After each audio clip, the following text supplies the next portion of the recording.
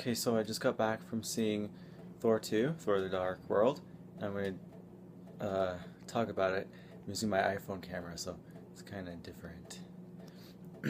Okay, so yeah, I have a lot to say about that movie, but I'm going to make this really short because my other ones have been long. So, this movie actually frustrated me a lot when I was watching it throughout the movie. I was like finding myself getting really annoyed and thinking, what a stupid character with some of them. Especially Natalie Portman's character, Jane. Oh, I just don't like Natalie Portman, and her character bugs me so much. The story is really interesting, though. Um, I just think it's weird. It's like, how convenient that the ether finds itself in Thor's girlfriend's body.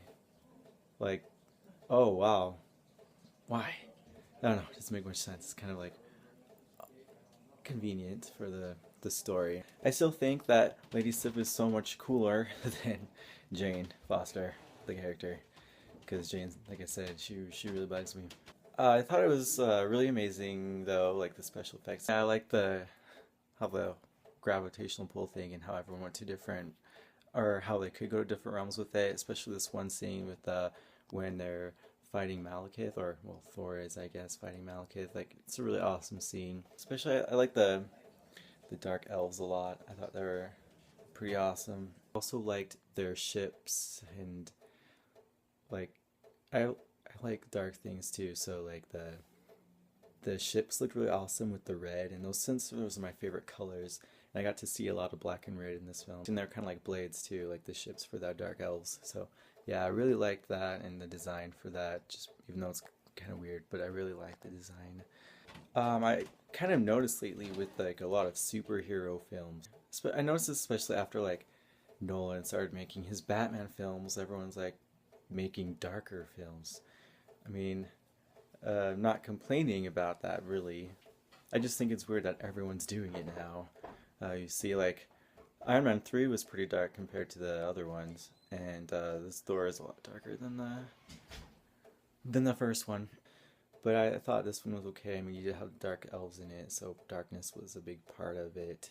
I thought it was interesting how a lot of the characters seem to have their scenes where they just like owned that scene with their like witty remarks or something funny or awesome that they did. Um, yeah, pretty much almost every character had like at least one scene where they did that. I found out I found that Loki had like some of the coolest scenes, and for me, he stole the show. I think he was the coolest character and the best character in this film. Well, I mean, it's Loki, so he's like cool in any film. But yeah, I thought his part was really amazing, and he did a lot of cool stuff. And of course, like his humor throughout the film, like it was pretty good. It's like dark humor. Uh, Kind of reminded me of like kind of a Joss Whedon thing. Like it felt like a Whedon thing where it was like dark, but it had like a lot of humor in it, and like kind of lighten the mood sometimes, or had like a dark humor. I really thought that was awesome because it kind of reminded me of Whedon, and I'm kind of a Whedon fan. So for the most part, I guess this I like the film. Like I said, I was frustrated at some parts, a lot of parts actually, but it was funny and it was witty. I really liked some of the special effects and stuff they did for this film, and I really liked some of the, I don't know, I guess the dark feel kind of worked for this film, and I thought it was better than the first Thor movie. So I think I'm going to give this movie a 7 out of 10.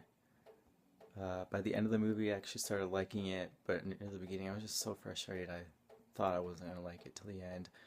But thanks to Loki and a couple of other characters and their lines and some of the stuff they did, I really liked this movie because of those characters. So that's why I got a 7 out of 10. So I think that's it for this film, and that's some of my thoughts about it. And yeah, 7 out of 10. It's still good. People should go see it. Even if you're not a huge Marvel fan, I mean, I'm more of a DC fan, but Thor is good, and like I used to hate all the past Marvel movies, but a lot they're getting better now, especially after like Nolan started making his films. Marvel started getting better too, so that's good. Now it's bearable. I can watch them now. Anyway, so yeah, that's pretty much it for this film review, and I hope you guys enjoy the film, and hope you don't get as frustrated as I was. Anyway, thanks for everything, guys, and until next time.